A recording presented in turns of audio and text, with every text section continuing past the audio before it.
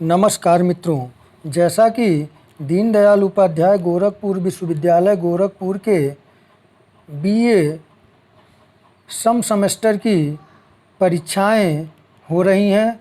आइए आज हम लोग इतिहास विषय बीए सिक्स्थ सेमेस्टर यानी कि स्नातक के छठे सेमेस्टर इतिहास विषय का प्रथम प्रश्न पत्र, जिसका नाम है गांधी का युग और जन आंदोलन, पेपर कोड जो है HIS 306 है, इससे संबंधित हम लोग परीक्षा में संभावित महत्वपूर्ण प्रश्नों को देखें। यदि आप चैनल पर नए हैं तो study by Virendra sir channel को लाइक, शेयर और सब्सक्राइब करना न भूलें। तो स्क्रीन पर आप लोगों का HIS 306 का पहला प्रश्न दिखाई दे रहा है। पहला प्रश्न है आप लोगों के सम्मुख, महात्मा गांधी ने सत्याग्रह क्रियाविधि सबसे पहले कहाँ प्रयुक्त की? यानी कि महात्मा गांधी ने भारत में पहला सत्याग्रह कौन किया था?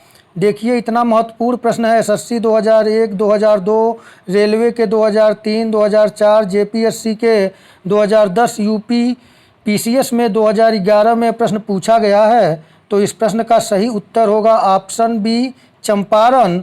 1917 ईस्वी में चंपारण सत्याग्रह हुआ था। महात्मा गांधी के द्वारा भारत में किया जाने वाला पहला जो सत्याग्रह था वह 1917 में चंपारण सत्याग्रह था। और यदि प्रश्न यह बने कि महात्मा गांधी ने पहला सत्याग्रह कहाँ किया था अपने जीवन का, तो वह सत्याग्रह दक्षिण अफ्रीका में उन्होंने किया था।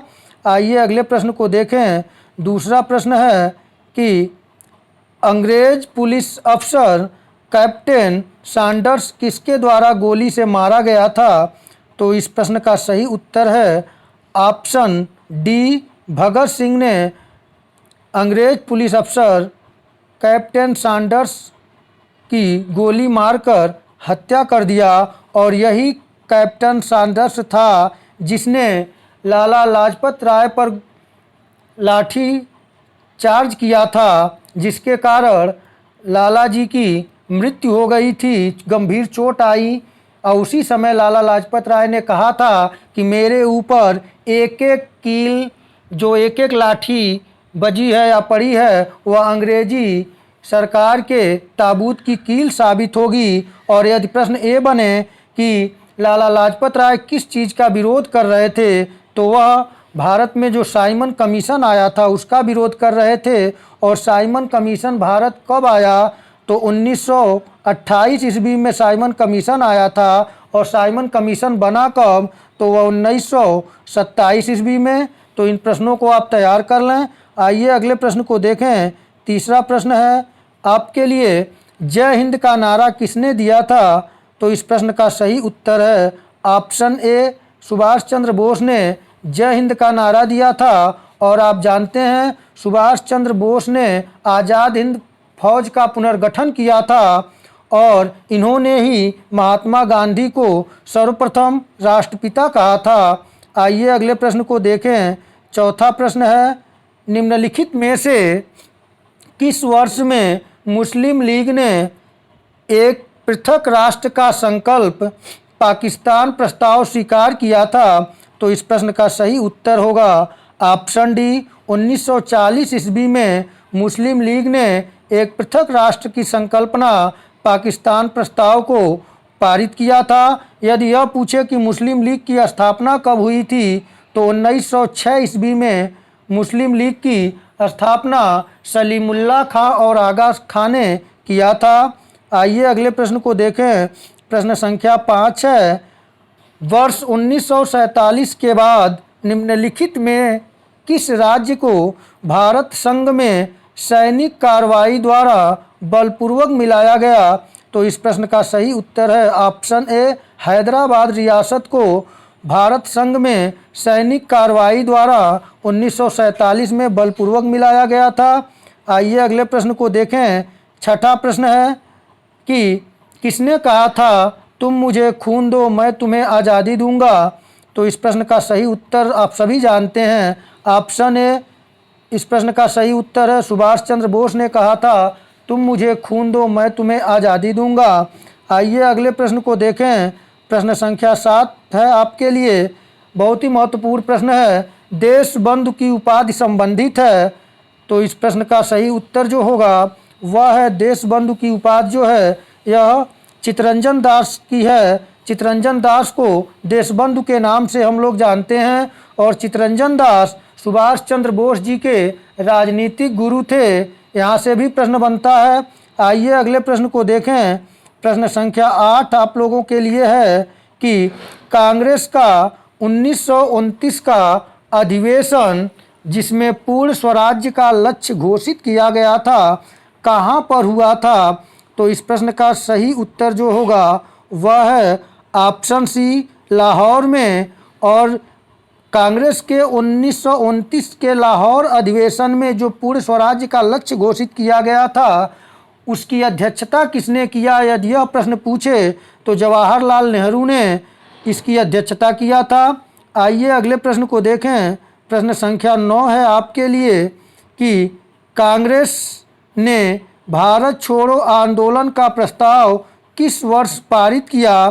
तो इस प्रश्न का सही उत्तर है ऑप्शन डी, 1942 ईस्वी में कांग्रेस ने भारत छोड़ो आंदोलन का प्रस्ताव वर्धा में बैठक करके घोषित किया था, जो ग्वालियर टैंक मैदान पे हुआ था। तो आप लोग बम्बई में, तो आप लोग इसे तैयार कर लेंगे, यहाँ से बार बार प्रश्न पूछेगा। और भारत छोड़ो आंदोलन कब प्रारंभ हुआ? तो 1942 ईस्वी में। और भारत छोड़ो आंदोलन के दौरान गांधी जी कौन सा नारा दिया था? तो गांधी जी ने अपना प्रसिद्ध नारा करो या मरो का दिया था भारत छोड़ो आंदोलन के दौरान। आइए अगले प्रश्न को देखें। प्रश्न संख्या 10 आपके लिए है कि सुभाष चंद्र बोस ने सिंगापुर में दिल्ली चलो, यहाँ पे देखिए थोड़ा सा PDF चली हो गया है, यहाँ पे दिल्ली चलो का नारा दिया। तो यहाँ से सही आंसर इस प्रश्न का जो होगा ऑप्शन बी, 1943 में सुभाष चंद्र बोस ने दिल्ली चलो का नारा कहाँ से दिया था? तो सिंगापुर से दिया था। आइए अगले प्रश्न को देखें। प्रश्न संख्या 11 है, असहयोग आंदोलन 11 नंबर प्रश्न देखें। 11 नंबर प्रश्न आप लोगों से पूछा गया था, आपके लिए है, महत्वपूर्ण प्रश्न है कि असहयोग आंदोलन 1920-22 को क्यों निलंबित किया गया? तो इस प्रश्न का जो सही उत्तर है वह है ऑप्शन डी, चौरी चौरा में हुई हिंसक घटना के कारण असहयोग आंदोलन गांधी जी ने वापस ले लिया था। आइए अगले प्रश्न को देखें। प्रश्न संख्या 12 है आपके लिए कि वर्ष 1919 में जलियांवाला बाग हत्याकांड कहाँ पर हुआ? तो इस प्रश्न का सही उत्तर है ऑप्शन ए, अमृतसर में। 13 अप्रैल 1919 में जलियांवाला बाग हत्याकांड हुआ था। आइए अगले प्रश्न को देखें। प्रश्न संख्या 13 है आपके लिए। 13 नंबर प्रश्न है, नमक सत्याग्रह किस ईस्वी में प्रारंभ हुआ था? तो इस प्रश्न का सही उत्तर है ऑप्शन ए, 1930 में। नमक सत्याग्रह किस ईस्वी में प्रारंभ हुआ था? तो 1930 ईस्वी में। यहीं से बार बार प्रश्न बनता है कि नमक सत्याग्रह किस आंदोलन को अन्य नाम से जानते हैं? तो सविनय अवज्ञा आंदोलन, नागरिक अवज्ञा आंदोलन नमक सत्याग्रह के नाम से जाना जाता है, जो 1930 में हुआ था। गांधी जी ने अपने 79 अनुयायियों के साथ, अपने स्वयं थे और 78 अनुयायी थे, यानी 79 लोग, ये जाकर साबरमती से के तट पे जाकर समुद्र तट पर वहाँ पर नमक बनाकर, नमक कानून तोड़कर नमक सत्याग्रह प्रारंभ किया था। आइए अगले प्रश्न को देखें। प्रश्न संख्या 14 है कि निम्नलिखित में मार्च 1931 में किस कृत्य के कारण भगत सिंह, राजगुरु और सुखदेव को फांसी दी गई थी? तो इस प्रश्न का उत्तर है जो वह ऑप्शन ए है, वर्ष 1928 में लाहौर में सैंडर्स की हत्या के कारण मार्च 1931 ईस्वी में। अगर डेट पूछे भगत सिंह, राजगुरु और सुखदेव को फांसी कब दी गई, तो 23 मार्च 1931 ईस्वी में दी गई। और किस मुकदमे के कारण, किस हत्या के जुर्म में? तो वर्ष 1928 में लाहौर में सैंडर्स की हत्या के जुर्म में। आइए अगले प्रश्न को देखें। प्रश्न संख्या 15 है कि निम्नलिखित में से किस अधिनियम के तहत बिना मुकदमा और दोष सिद्ध के ही विधि न्यायालय ने किसी भी व्यक्ति को कैद करने का प्राधिकार सरकार को दिया था? तो इसका सही आंसर जो है वह ए है। वर्ष 1919 का रॉलेट एक्ट जो था यह बड़ा ही दमनकारी एक्ट था, जिसके तहत किसी भी भारतीय को संदेह के आधार पर अंग्रेजी हुकूमत गिरफ्तार कर सकती है। इसी अधिनियम को कहा जाता है न अपील, न वकील, न दलील या काला कानून कहा जाता है। आइए अगले प्रश्न को देखें। प्रश्न संख्या 16 है, गांधी इरविन समझौता जो 5 मार्च 1931 में हुआ था किससे संबंधित है? तो इस प्रश्न का सही उत्तर है ऑप्शन बी, सविनय अवज्ञा आंदोलन से। गांधी इरविन समझौता कब हुआ था? तो 5 मार्च 1931 में। और यहीं से बार बार प्रश्न पूछता है कि गांधी जी किस गोलमेज सम्मेलन में भाग लिया था? तो गांधी जी द्वितीय गोलमेज सम्मेलन में भाग लिए थे। और द्वितीय गोलमेज सम्मेलन में गांधी जी जो भाग लिए थे वह इसी गांधी इरविन समझौता जो 5 मार्च 1931 में हुआ था उसी के तहत उन्होंने द्वितीय गोलमेज सम्मेलन में भाग लिया था। आइए अगले प्रश्न को देखें। 17 नंबर प्रश्न है आपका, स्वतंत्र भारत के प्रथम महाराज्यपाल गवर्नर जनरल कौन थे? तो इस प्रश्न का सही उत्तर है ऑप्शन बी, लॉर्ड माउंटबेटन स्वतंत्र भारत के प्रथम गवर्नर जनरल थे। और बार बार प्रश्न इस तरह पूछता है कि स्वतंत्र भारत के प्रथम भारतीय गवर्नर जनरल कौन थे? तो इस कंडीशन में सी राजगोपालचारी जी थे, तो ये सही हो जाएगा। और प्रथम गवर्नर जनरल पूछेगा तो वह लॉर्ड माउंटबेटन है। और भारतीय प्रथम गवर्नर जनरल तो सी राजगोपालाचारी। आइए अगले प्रश्न को देखें। प्रश्न संख्या 18 है, किस अधिनियम में पहली बार भारत के लिए संघीय संरचना प्रस्तुत की गई? तो इस प्रश्न का सही उत्तर है ऑप्शन सी, 1935 का अधिनियम भारत में पहली बार भारतीयों के लिए संघीय संरचना प्रस्तुत की। और यदि 1919 के अधिनियम के तहत विशेष प्रावधान पूछा जाए तो यही 1919 का जो अधिनियम था जिसे हम मार्ले मिंटो सुधार के नाम से जानते हैं। और मार्ले मिंटो सुधार ही भारत में हिंदू मुस्लिम की जो एकता था उसको विधिवत खंडित किया गया और मुस्लिम लोगों के लिए अलग प्रतिनिधित्व दिया गया था। इसी को हम लोग सांप्रदायिक निर्णय भी कहते हैं। और 1919 के अधिनियम के तहत की बात की जाए तो इसके तहत राज्यों में द्वैध शासन प्रणाली अपनाई गई थी। और 1935 के अधिनियम तो बता ही चुका हूँ कि भारत में एक संघीय संरचना प्रस्तुत की। और 1935 ईस्वी में ही भारत में रिजर्व बैंक की स्थापना की गई थी। और 1935 के अधिनियम की लगभग 250 धाराओं को आज भी भारतीय संविधान में किसी न किसी रूप में रखा गया है। आइए अगले प्रश्न को हम लोग देखें। प्रश्न संख्या 19 है, काकोरी ट्रेन डकैती के नायक कौन थे? तो इस प्रश्न का सही उत्तर होगा option A, Ram Prasad Bismil Kakori train डकैती के नायक थे। और यह काकोरी ट्रेन डकैती कब हुआ था? तो 1925 ईस्वी में हुआ था। और 8 डाउन पैसेंजर ट्रेन को लूटा गया था। आइए अगले प्रश्न को देखें। प्रश्न संख्या 20 है, 1919 के अधिनियम में द्वैध शासन धारणा को जिस व्यक्ति ने परिचित कराया वह कौन थे? तो इस प्रश्न का सही उत्तर है ऑप्शन डी, चेम्सफोर्ड। 1919 के अधिनियम को मॉन्टेग्यू चेम्सफोर्ड सुधार के नाम से भी जाना जाता है। मॉन्टेग्यू जो था वह भारत का सचिव था और चेम्सफोर्ड जो थे वह भारत के गवर्नर जनरल एंड वायसराय। तो इस प्रकार से 1919 के अधिनियम के तहत द्वैध शासन प्रणाली की धारणा से जो परिचित कराया वह चेम्सफोर्ड था। आइए अगले प्रश्न को देखें। प्रश्न संख्या 21 है, निम्नलिखित में से किसने 23 फरवरी 1946 को रॉयल इंडियन नेवी के विद्रोह को आत्मसमर्पण के लिए राजी किया?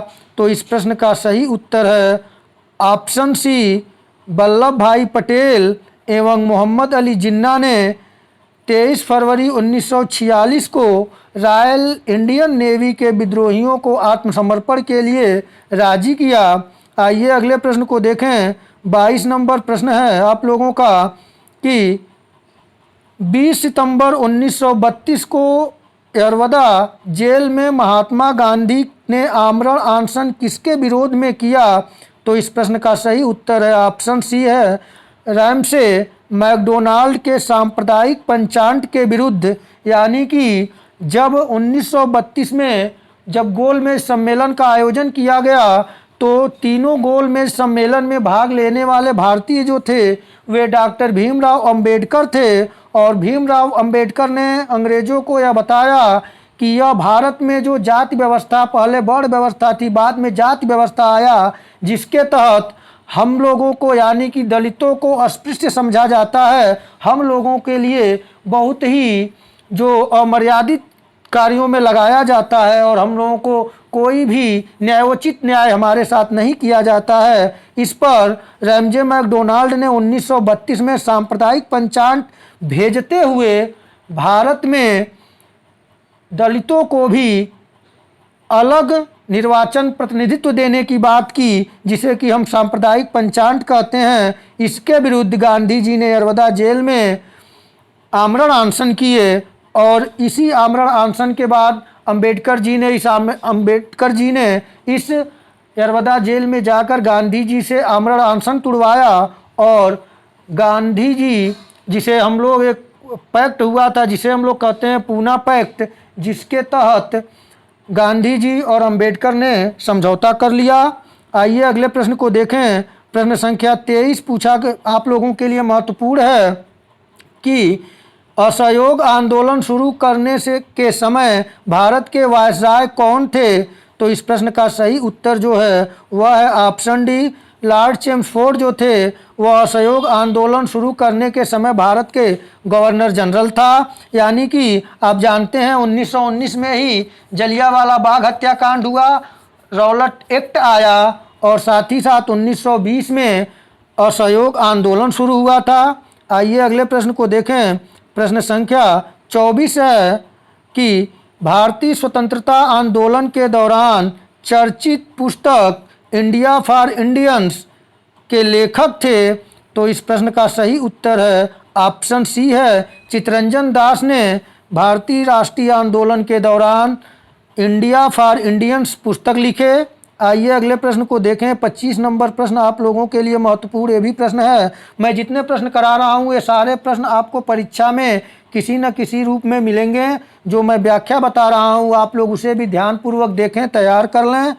पंजाब के भूतपूर्व lieutenant governor Michael O'Dwyer की हत्या किसने की थी? तो इस प्रश्न का सही उत्तर है ऑप्शन सी है, उधम सिंह ने पंजाब के भूतपूर्व lieutenant governor Michael O'Dwyer की हत्या की और कहे कि मैंने जलियांवाला बाग हत्याकांड का बदला ले लिया।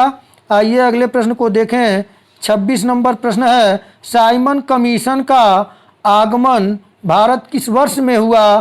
तो इसे मैं व्याख्या में बताया हूँ। इस प्रश्न का सही उत्तर है ऑप्शन बी, 1928 में साइमन कमीशन भारत आया। और प्रश्न यह बने कि साइमन कमीशन की नियुक्ति कब हुई थी? तो 1927 में। आइए अगले प्रश्न को देखें। प्रश्न संख्या 27 है कि भारतीय कम्युनिस्ट पार्टी का अस्तित्व किस वर्ष में आया? तो इस प्रश्न का सही उत्तर ऑप्शन डी, 1921 में भारतीय कम्युनिस्ट पार्टी की स्थापना हुई। प्रश्न संख्या 28 है, महात्मा गांधी के राजनीतिक गुरु थे? तो 4 ऑप्शन आपके सम्मुख है। मैं समय कम है इसलिए मैं डायरेक्ट आपको आंसर पर ले चलता हूँ। तो इस प्रश्न का सही उत्तर जो है वह है ऑप्शन डी, गोपाल कृष्ण गोखले महात्मा गांधी के राजनीतिक गुरु थे। अब मैं यहाँ से प्रश्न करता हूँ, बता भी चुका हूँ, आप लोग कमेंट के माध्यम से हमें बताएंगे कि सुभाष चंद्र बोस के राजनीतिक गुरु कौन थे? यहाँ पे मदन मोहन मालवीय जी हैं। तो मदन मोहन मालवीय जी बनारस हिंदू विश्वविद्यालय के संस्थापक माने जाते हैं। बाल गंगाधर तिलक जो हैं या इन्हें वैलेंटाइन चिरोल ने भारतीय अशांति का जनक कहता था। और बाल गंगाधर तिलक मराठा और केसरी 2 समाचार पत्र चलाए थे और ये उग्रवादी नेता थे और इन्होंने होम रूल आंदोलन भी 1916 में चलाया था एनी बेसेंट के साथ मिलकर। और लाला लाजपत राय जो कि उग्रवादी नेता थे और जिनके ऊपर सैंडर्स ने साइमन कमीशन के विरोध के दौरान लाठीचार्ज करवाया जिससे इनकी मृत्यु हो गई। तो यहाँ से प्रश्न बनेंगे, आप लोग तैयार कर लें। अगले प्रश्न को देखें, प्रश्न संख्या 29 जो है वह है सारे जहाँ से अच्छा हिंदुस्तान हमारा के रचनाकार हैं। तो इस प्रश्न का सही उत्तर है ऑप्शन बी, मोहम्मद इकबाल ने लिखा सारे जहाँ से अच्छा हिंदुस्तान हमारा। और अगर रविन्द्रनाथ टैगोर जी की बात करें, ये गुरुदेव हम लोगों के राष्ट्रगान के रचयिता हैं। और चौधरी रहमत अली की बात करें तो चौधरी रहमत अली राष्ट्रीय आंदोलन के दौरान एक क्रांतिकारी नेता थे और बाद में इन्होंने पाकिस्तान शब्द का इजाद किया जो कि भारत के लिए अशुभ रहा। और भगत सिंह की बात करें तो भगत सिंह शहीद आजम जिन्हें भारत का बच्चा बच्चा अपना नायक समझता है।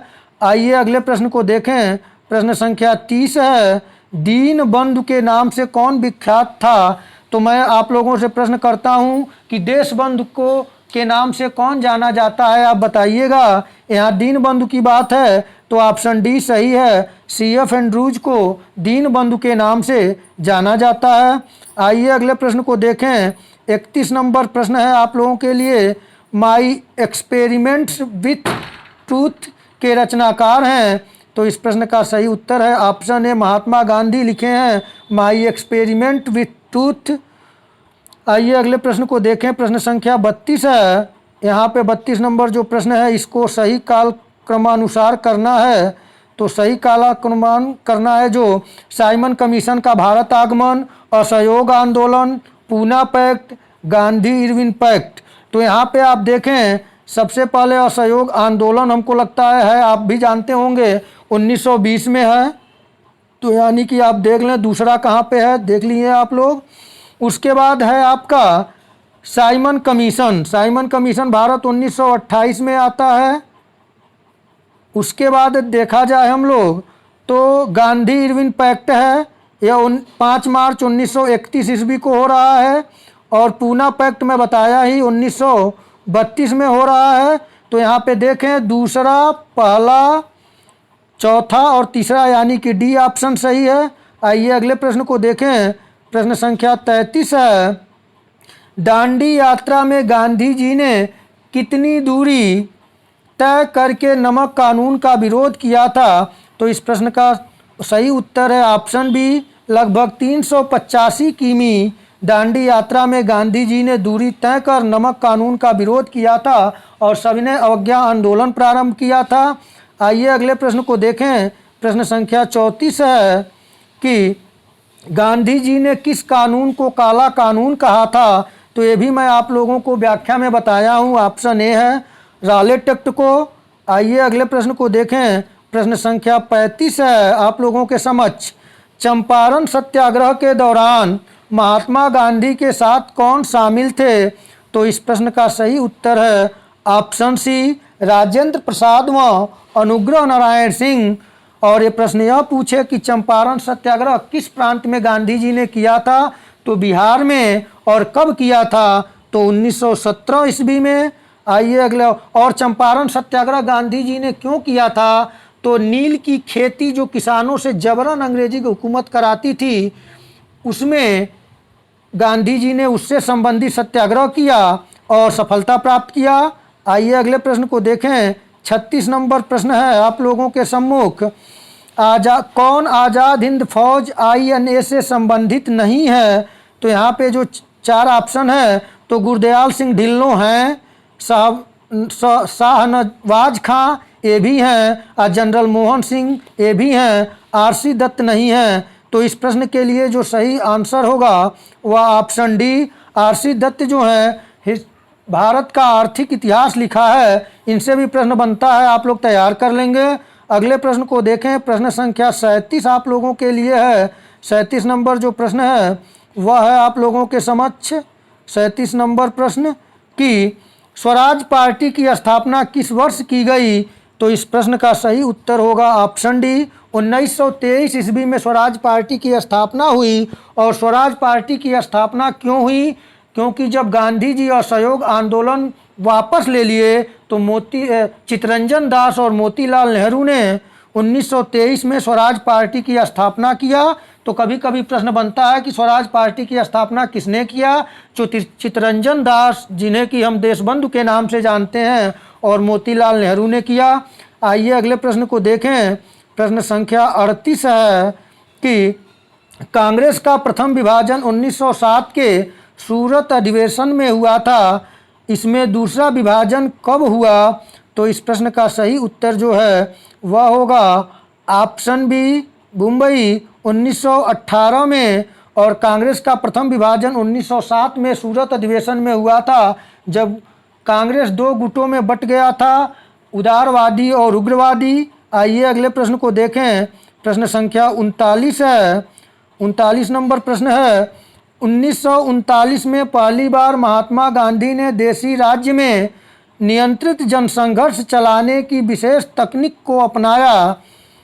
उन्होंने अपने एक निकट सहयोगी को सत्याग्रह करने की इजाज़त थी, वह निकट सहयोगी था। तो इस प्रश्न का सही उत्तर होगा ऑप्शन सी, राजकोट में वल्लभ भाई पटेल को। आइए अगले प्रश्न को देखें। प्रश्न संख्या 40 है आप लोगों के लिए। महत्वपूर्ण प्रश्न सब हैं कि निम्नांकित आंदोलनों में किसमें महात्मा गांधी ने हड़ताल को एक हथियार के रूप में पहली बार प्रयोग किया? तो इस प्रश्न का जो सही आंसर होगा वह होगा, यहाँ पे भूख हड़ताल की बात है, तो इस प्रश्न का सही उत्तर है ऑप्शन सी, 1918 का अहमदाबाद मिल मजदूर हड़ताल में गांधी जी ने पहली बार भूख हड़ताल को अपना एक हथियार के रूप में पहली बार प्रयोग किया। आइए अगले प्रश्न को देखें। प्रश्न संख्या 41 है आप लोगों के सम्मुख, जलियांवाला बाग में गोली चलाने का आदेश दिया था। तो इस प्रश्न का जो सही उत्तर है ऑप्शन सी, REH डायर ने। प्रश्न संख्या 42 है आप लोगों के लिए कि महात्मा गांधी को सर्वप्रथम राष्ट्रपिता किसने कहा? तो ये प्रश्न मैं व्याख्या में बता चुका हूँ, ऑप्शन सी सही है, सुभाष चंद्र बोस ने। आइए अगले प्रश्न को देखें। प्रश्न संख्या 43 है आप लोगों के लिए, क्रिप्स मिशन 1942 के असफल होने का सबसे महत्वपूर्ण कारण कौन सा था? विंस्टन चर्चिल का प्रतिज्ञावादी होना, भारतीय रक्षा मंत्री के कार्यों के प्रश्न पर मतभेद होना, गांधी का शांतिवाद, और यहाँ पे क्रिप्स का ग्रहण करने या छोड़ देने वाला दृष्टिकोण। तो इस प्रश्न का जो सही उत्तर होगा ऑप्शन डी, क्योंकि क्रिप्स ने अपना जो दो डोमिनियन स्टेट की बात कहा था, उसमें एक पाकिस्तान और दूसरा भारत, जिसमें कि जो चाहे उसमें शामिल हो सकता है या छोड़ सकता है, यह दृष्टिकोण बड़ा ही खतरनाक था, इसलिए यह असफल हो गया। आइए अगले प्रश्न को देखें। प्रश्न संख्या 44 है कि भारतीय राष्ट्रीय कांग्रेस के सबसे अधिक समय तक अध्यक्ष कौन रहे? तो इस प्रश्न का सही उत्तर है ऑप्शन ए, अबुल कलाम आज़ाद भारतीय राष्ट्रीय कांग्रेस के सबसे अधिक समय तक अध्यक्ष रहे। और दादा भाई नौरोजी, जिन्हें grand old man of India कहा जाता है, यानी कि भारत के पितामह, और WC बनर्जी जो थे वह व्योमेश चंद्र बनर्जी भारतीय राष्ट्रीय कांग्रेस के संस्थापक अध्यक्ष थे। अब यहाँ से ये भी प्रश्न बनता है कि भारतीय राष्ट्रीय कांग्रेस की स्थापना कब हुई? तो 28 दिसंबर 1885 ईस्वी में। और सरदार वल्लभ भाई पटेल को सरदार की उपाधि किसने दिया? तो बारदोली की महिलाओं ने। और भारत में जो राज्यों के पुनर्गठन में किनका महत्वपूर्ण स्थान है? तो वह सरदार वल्लभ भाई पटेल जी का। आइए अगले प्रश्न को देखें। 45 नंबर प्रश्न है आप लोगों के लिए, जब 15 अगस्त 1947 को भारत ने अपनी पहली आज़ादी का जश्न मनाया, तब महात्मा गांधी थे। तो इस प्रश्न का सही उत्तर होगा ऑप्शन डी, कोलकाता में। उस समय सांप्रदायिक हिंसा फैल गई थी नोआखली में, और यह हाड़ मांस का फकीर, यह जिसे इंग्लैंड गवर्नमेंट कहती थी, उसने अपना डंडा लेकर नोआखली में सांप्रदायिकता को दबा रहा था। अकेले जहां खड़ा हो रहे थे वहां भीड़ शांत हो जाती थी। तो कोलकाता में थे। आइए अगले प्रश्न को देखें। प्रश्न संख्या 46 है, भारत एवं पाकिस्तान का विभाजन किस योजना के तहत हुआ? तो इस प्रश्न का सही उत्तर जो है ऑप्शन ए माउंटबेटन योजना के तहत। माउंटबेटन योजना भारत कब आई? तो 1946 ईस्वी में आई थी। और क्रिप्स योजना भारत कब आई? तो 1942 ईस्वी में आई थी। चेम्सफोर्ड योजना कब आई थी? तो 1919 ईस्वी में आई थी। बेबल योजना कब आई थी? तो 1945 ईस्वी में आई थी। आप लोग इसे तैयार कर लेंगे। आइए अगले प्रश्न को देखें। 47 नंबर प्रश्न है कि 47 नंबर जो प्रश्न है वह प्रश्न है आप लोगों के सम्मुख, महात्मा गांधी की हत्या कब हुई थी? तो इस प्रश्न का जो सही आंसर है ऑप्शन बी 30 जनवरी 1948 ईस्वी को एक कट्टर आतंकवादी हिंदू नाथूराम गोडसे ने महात्मा गांधी को 30 जनवरी 1948 ईस्वी को गोली मारकर हत्या कर दी, जिससे पूरा विश्व स्तंभ रह गया। और तो और उस समय जवाहरलाल नेहरू ने कहा कि हम लोगों के बीच से सूरज चला गया। आइए अगले प्रश्न को देखें। प्रश्न संख्या 48 आप लोगों के लिए है, कौन सा भारतीय स्वतंत्र भारत का पहला गवर्नर जनरल बना? तो इस प्रश्न का सही आंसर आप सभी जानते हैं, ऑप्शन सी है सी राजगोपालचारी। आइए अगले प्रश्न को देखें। प्रश्न संख्या 49 है, कायदे आजम किसे कहा जाता है? तो इस प्रश्न का सही उत्तर है ऑप्शन ए मोहम्मद अली जिन्ना। भगत सिंह को शहीद आजम कहा जाता है। महात्मा गांधी को हम लोग राष्ट्रपिता और बापू के नाम से जानते हैं। Jawaharlal Nehru discovery of India लिखे हैं, इन्हें हम लोग चाचा नेहरू के नाम से जानते हैं। आइए अगले प्रश्न को देखें। 50 नंबर जो प्रश्न है यह प्रश्न कूट की तरह दिया है। इस तरह के भी प्रश्न आने की संभावना है। आप लोग देख लेंगे कि सरदार वल्लभ भाई पटेल को जाना जाता है। तो पहला कह रहा है राज्यों के पुनर्गठन के लिए, सही है। लौह पुरुष के रूप में सही है। देश बंधु के रूप में गलत है, तो यानी 1 और 2 सही होगा। देश बंधु के रूप में कौन जाने जाते हैं? आप लोग जल्दी कमेंट के माध्यम से बताएं। तो यहाँ पे ए ऑप्शन सही है, 1 और 2। सरदार वल्लभ भाई पटेल को हम राज्यों के पुनर्गठन के लिए याद करते हैं, लौह पुरुष के रूप में याद करते हैं। और एक है इनकी नीति जो थी ये रक्त और लौह की नीति थी, और इन्हें भारत का बिस्मार्क भी कहा जाता है। तो इन प्रश्नों को आप तैयार कर लें। आइए अंतिम प्रश्न देखें। 51 नंबर प्रश्न आज का है। इसके बाद हम लोग आप लोगों के लिए एक MCQ यदि आप कहेंगे तो मैं जारी करूंगा कि कम से कम आपको सारे प्रश्न परीक्षा में मिल जाएं। आप लोग इन प्रश्नों की व्याख्याओं को ध्यानपूर्वक सुने, नोट करते चलें, जिससे आपको परीक्षा में बहुत मदद मिलेगी। 51 नंबर प्रश्न है, गांधी जी किस गोलमेज सम्मेलन में भाग लेने के लिए लंदन गए थे? तो इस प्रश्न का मैं व्याख्या में कराया हूँ, ऑप्शन बी सही है, द्वितीय गोलमेज सम्मेलन। तो मित्रों आज मैं BA छठे सेमेस्टर इतिहास विषय का प्रथम प्रश्न पत्र का 51 प्रश्न मैं कराया हूँ ऑब्जेक्टिव MCQ। अब आप लोग इसकी व्याख्याओं को, इन प्रश्नों को तैयार कर लें, और इसके बाद अगर कमेंट के माध्यम से आप हमें सूचित करेंगे कि सर और प्रश्न कराइए तो मैं कराऊंगा। तो मित्रों आप लोग channel study by Virendra sir को अपना सहयोग और स्नेह लाइक, शेयर और सब्सक्राइबर के माध्यम से देते रहें। आप लोगों का पेपर अब तक जो हुए हो बहुत अच्छे हुए हो, आगे के पेपर उससे भी अच्छे हों। आप अपने उद्देश्य में सफलता प्राप्त कर लक्ष्य को प्राप्त करें। इसी शुभकामनाओं के साथ नमस्कार।